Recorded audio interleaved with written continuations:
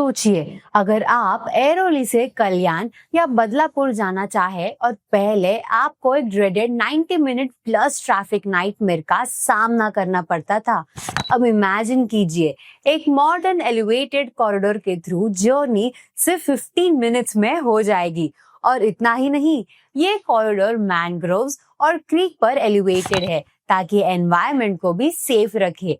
आज हम बात कर रहे हैं MMRDA के ऐरोली कटाई नाका एलिवेटेड रोड की, एक प्रोजेक्ट जो कम्यूटिंग का गेम चेंजर बनने वाली है। और इस कहानी को समझने के लिए हमें पहले जानना होगा कि इसका आइडिया कैसे आया और प्लानिंग का सफर कैसा था। नमस्ते दोस्तों, मैं हूँ प्राची और आप देख रहे हैं इंफ्राबस पावर्ड बाय nobrokeries.com, जहाँ हम आपको लेते हैं उन इंफ्रास्ट्रक्चर स्टोरीज की तरफ जो कम्यूट और प्रॉपर्टी दोनों का फ्यूचर रीडिफाइन करते हैं।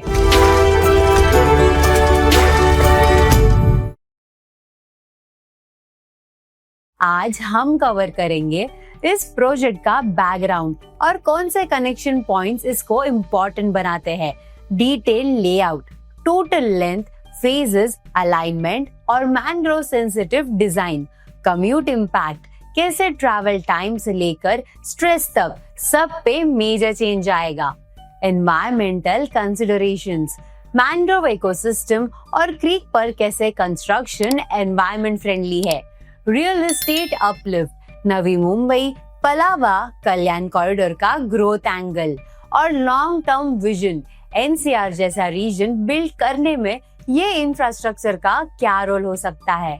तो चलिए शुरुआत करते हैं हिस्ट्री के चैप्टर से, origin and planning journey. Airoli कटाई नाका फ्रीवे, ये एलिवेटेड रोड प्रोजेक्ट का आइडिया कुछ साल पहले कंसीव हुआ, जब MMRDA ने देखा कि शिलफाटा, ठाणे, कल्याण कम्यूटर्स को बाईपास मिलना बहुत जरूरी है। Officially Mumbai urban infrastructure project के अंडर 3 फेजेस में डिवाइड किया गया ये corridor. Total length 12.7 kilometres, 6 lane access controlled highway बनाना प्लान था। Phase 1 includes a 1.7 kilometer tunnel through Parsik Hill. Phase 2 is an elevated stretch towards Airoli Bridge.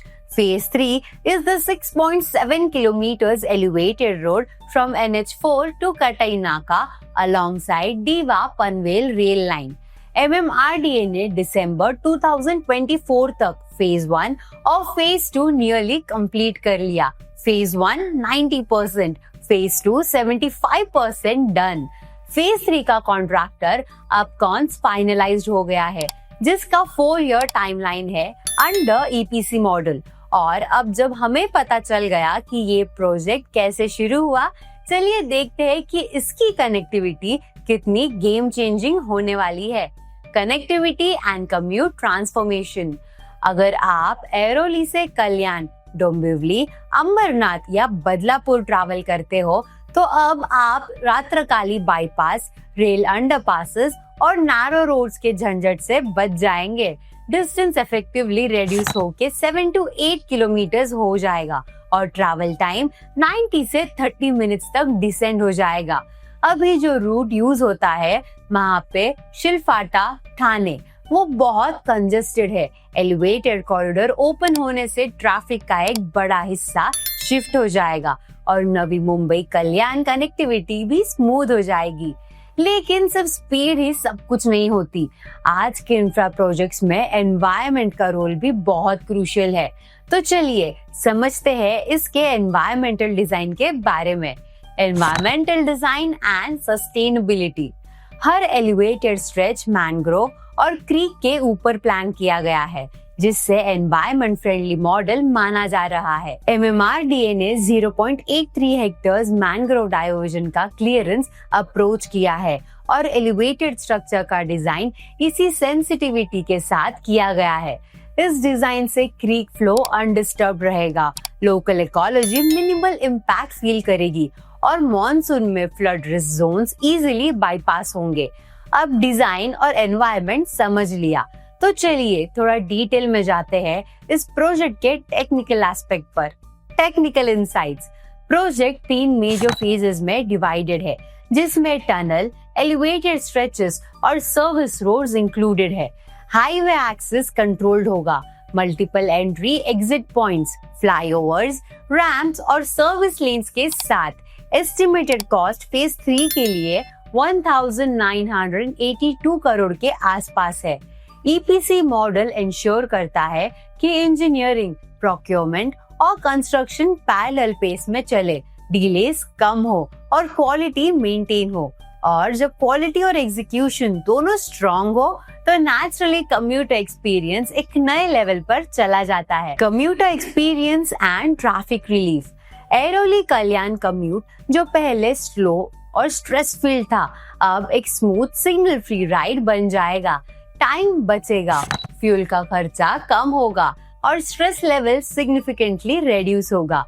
ये सिर्फ office commuters के लिए नहीं, बल्कि इमरजेंसी सर्विसेज, लॉजिस्टिक्स और स्कूल ट्रांसपोर्ट सबके लिए एक ब्लेसिंग होगा। और जब कम्यूट इम्प्रूव होता है तो प्रॉपर्टी और बिजनेस ग्रोथ ऑटोमेटिकली उसके पीछे आती है। Property and economic upside. ये कॉरिडोर पलावा, ऐरोली, डोंबिवली और कल्याण के प्रॉपर्टी मार्केट को मेजर बूस्ट देगा। रेसिडेंशियल डिमांड ग्रो करेगी, कमर्शियल हब्स अट्रैक्ट होंगे और वेयरहाउसिंग, लॉजिस्टिक्स के लिए प्राइम कनेक्टिविटी मिलेगी। डेवलपर्स इस प्रोजेक्ट का यूज ऑलरेडी मार्केटिंग पिच के रूप में कर रहे हैं और इंफ्रास्ट्रक्चर कंप्लीशन के बाद ये डिमांड मल्टीप्लाई होने की संभावना है। और अगर हम आगे की सोचे तो इस प्रोजेक्ट का रोल मुंबई मेट्रोपॉलिटन रीजन के ग्रैंड विजन में कैसे फिट होता है वो भी समझना जरूरी है। Long term vision and integration.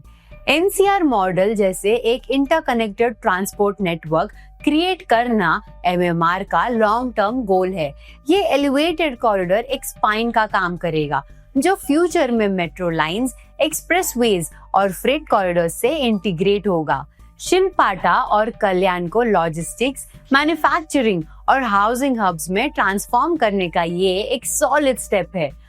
और अब जब हमने इसका फ्यूचर विजन समझ लिया है तो चलिए रैप अप करते हैं एक छोटे से रिकैप के साथ। तो दोस्तों, ऐरोली कटाई नाका एलिवेटेड रोड सिर्फ एक ब्रिज नहीं, ये कम्यूटर्स के लिए एक न्यू लाइफलाइन, बिजनेस के लिए एक ग्रोथ प्लेटफॉर्म और नवी मुंबई कल्याण बेल्ट के लिए एक फ्यूचर गारंटी है।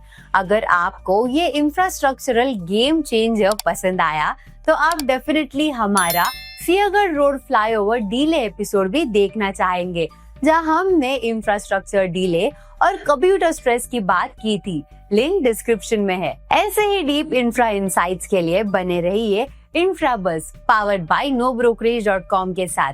वीडियो पसंद आया तो लाइक, शेयर और सब्सक्राइब करें। और अगर आप नवी मुंबई या कल्याण कॉरिडोर में प्रॉपर्टी ढूंढ रहे हैं बिना ब्रोकरेज के, तो विजिट करें nobrokerage.com। मिलते हैं नेक्स्ट एपिसोड में, जहां हर नया इंफ्रास्ट्रक्चर आपके शहर को और आपके फ्यूचर को शेप देता है।